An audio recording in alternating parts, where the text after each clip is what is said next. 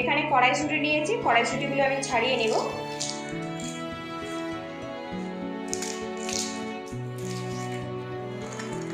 এখানে বাটি নিয়েছি, বাটির মধ্যে কড়াইশুঁটিগুলো আমি নিয়ে নেব। এবার এই প্যানের মধ্যে কড়াইশুঁটি দিয়ে আমি ভাপিয়ে নেব। নমস্কার বন্ধুরা, আমি অরিন্দিতা, আপনাদের সকলকে স্বাগত জানাচ্ছি। আজকে আমি কড়াইশুঁটি দিয়ে একদম নতুন ধরনের একটা ইউনিক রেসিপি আপনাদের সাথে শেয়ার করব। তো প্লিজ আমি কীভাবে বানাচ্ছি পুরো ভিডিওটি দেখার অনুরোধ রইল, আশা করি ভালো লাগবে। আজকের রেসিপির জন্য এখানে আমি 500 গ্রাম কড়াইশুঁটি নিয়েছি খোসা সমেত।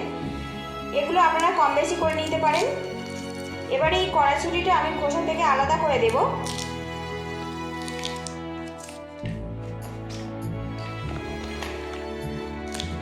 এইভাবে কড়াইশুঁটি আমি ছাড়িয়ে নেব।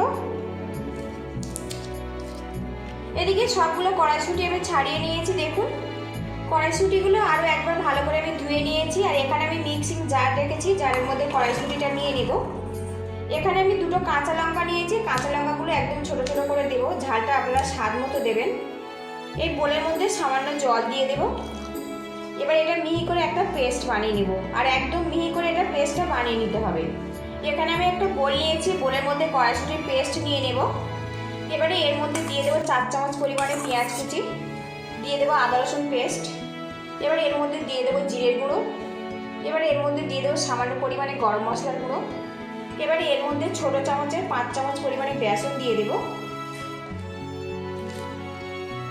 এবারে এর মধ্যে দিয়ে দেবো স্বাদ মতো লবণ। এবারে এর মধ্যে সামান্য পরিমাণে জল দিয়ে দেব।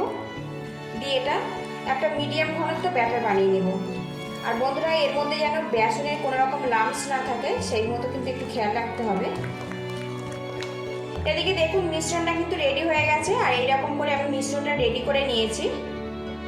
এদিকে আমি 3টে স্টিলের বাটি নিয়েছি, আর বাটির মধ্যে সাদা তেল ভালো করে লাগিয়ে নিয়েছি। এবারে এখানে কড়াইশুঁটির মিশ্রণটা আমি বাটির মধ্যে দিয়ে দেব। এবার এইভাবে একটু ঝাঁকিয়ে নেব। এখানে আমি প্যানের মধ্যে কিছুটা জল দিয়েছি, জলটা দেখুন ফুটতে শুরু করেছে। এবারে এর মধ্যে কড়াইশুঁটির মিশ্রণের বাটিগুলো আমি এর মধ্যে দিয়ে দেব। দিয়ে এগুলো আমি ভাপিয়ে নেব। একটা পাত্র দিয়ে ঢেকে রাখবো 10 মিনিটের জন্য। আর গ্যাসের হিটটা আমি লো টু মিডিয়ামে রাখবো। ঢাকনাটা খুলবো। আর এদিকে দেখুন কড়াইশুঁটিটা কিন্তু বেশ ভালো মতো ভাপানো হয়ে গেছে। গ্যাসের হিটটা আমি বন্ধ করে দেবো। দিয়ে বাটিগুলো তুলে আমি ঠান্ডা করে নেব। এদিকে দেখুন বাটি থেকে কড়াইশুঁটির ভাপাগুলো আমি বের করে নিয়েছি। আর এখন কত সুন্দরভাবে এগুলো সেট হয়েছে দেখুন। এইভাবে রেডি করে নিতে হবে। এদিকে প্যানটা গরম করে নিয়েছি, এর মধ্যে দিয়ে দেবো সাদা তেল। আজকের রেসিপি আমি সাদা তেলে বানাবো, আপনারা চাইলে সর্ষের তেল দিয়েও রান্নাটা করতে পারেন। তেলটা প্যানের গায়ে ভালো করে লাগিয়ে নিতে হবে। এবার কড়াইশুঁটির ভাপাগুলো আমি এর মধ্যে দিয়ে ফ্রাই করে নেব।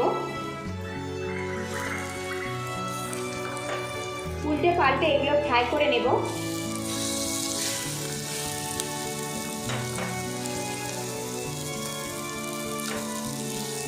এদিকে দেখুন এ দুটো কিন্তু ভালো মতো আমি ভেজে নিয়েছি। এবার এ দুটো তুলে নেব। বাকিটা আমি এইভাবে ফ্রাই করে নেব।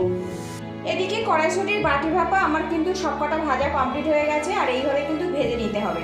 আর প্যানের মধ্যে আমি সাদা তেল দিয়ে দেবো। এখানে আমি 2 টেবিল স্পুন সাদা তেল ব্যবহার করলাম। এবারে এর মধ্যে দিয়ে দেবো 1 টুকরো করে গোটা গরম মশলা। এদিকে ফোড়নটা রেডি হয়ে গেছে, আর খুব সুন্দর একটা গন্ধ বেরিয়েছে। এবারে এর মধ্যে দিয়ে দেবো পেঁয়াজ বাটা।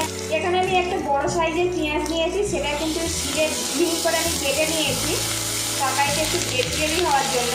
পেঁয়াজটা আমি ভাজা ভাজা করে নেব। পেঁয়াজটা দেখুন ভেজে নিয়েছি, একটু লাল লাল ভাব চলে এসছে। এবার এর মধ্যে 1 চামচ পরিমাণে আদা রসুন পেস্ট দিয়ে দেব। আদা রসুন পেস্ট আমি পেঁয়াজের সাথে ভালো করে ভেজে নেব। এদিকে দেখুন পেঁয়াজ আদা রসুনটা কিন্তু বেশ ভালো মতো ভাজা ভাজা হয়ে গেছে। এবারে এর মধ্যে দিয়ে দেবো গ্রেট করা টমেটো। বেশ কিছুক্ষণ নাড়াচাড়া করে নেব। এদিকে দেখুন টমেটো কিন্তু বেশ কিছুক্ষণ নাড়াচাড়া করে নিয়েছি। টমেটো কিন্তু এখন খুব সুন্দরভাবে ভাজা হয়ে গেছে। এবারে এর মধ্যে দিয়ে দেবো রেড চিলি পাউডার, দিয়ে দেবো ঝাল লঙ্কার গুঁড়ো, জিরে আর ধনের গুঁড়ো, আর দিয়ে দেবো হলুদের গুঁড়ো। এখানে আমি সব 1/2 চামচ করে ব্যবহার করেছি। পুরো মশলাটা টমেটোর সাথে বেশ করে ভাজা ভাজা করে নেব।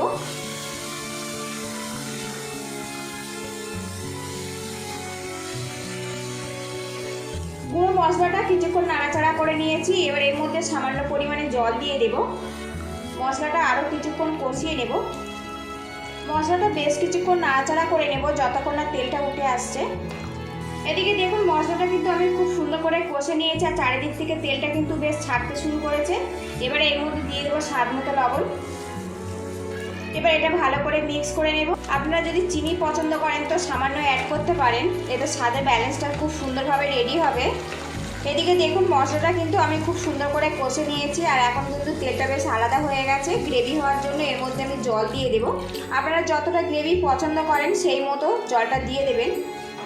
আমি এখানে মিডিয়াম ঘনত্ব গ্রেভি বানাবো, সেই জন্য জলটা এখানে আমি 1.5 কাপ পরিমাণে জল দিয়ে দিলাম। এদিকে দেখুন গ্রেভিটা কিন্তু বেশ সুন্দর করে ফুটিয়ে নিয়েছে আর এখন কিন্তু তেলটা দেখুন পুরো আলাদা হয়ে গেছে। এইভাবে ফুটিয়ে রেডি করে নিতে হবে।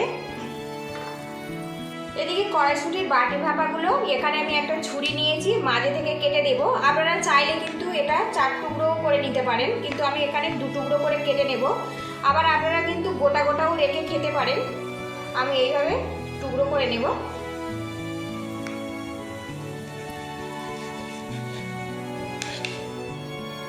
এবার এই গ্রেভির মধ্যে কড়াইশুঁটির বাটি ভাপাগুলো দিয়ে দেব। আর বন্ধুরা, একদম নতুন স্বাদের কড়াইশুঁটির বাটি ভাপা রেসিপিটা ভালো লাগলে একটা লাইক দিয়ে দেবেন আর চ্যানেলে নতুন হয়ে থাকলে চ্যানেলটিকে সাবস্ক্রাইব করার অনুরোধ রইল।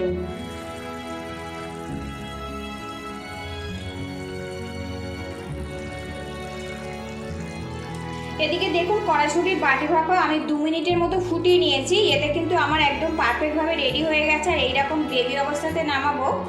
এই রেসিপিটা কিন্তু আপনারা ভাত, রুটি, পরোটা দিয়ে খেতে পারেন। একদম নতুন স্বাদের, খেতে কিন্তু অসাধারণ হবে।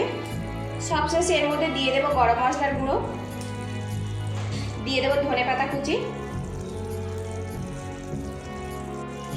এবার এটা ভালো করে মিক্স করে নেব, নিয়ে আমি গ্যাসেরটা বন্ধ করে দেবো। আর আজকের এই রেসিপিটা আমি লাঞ্চে ভাতের সাথে পরিবেশন করব।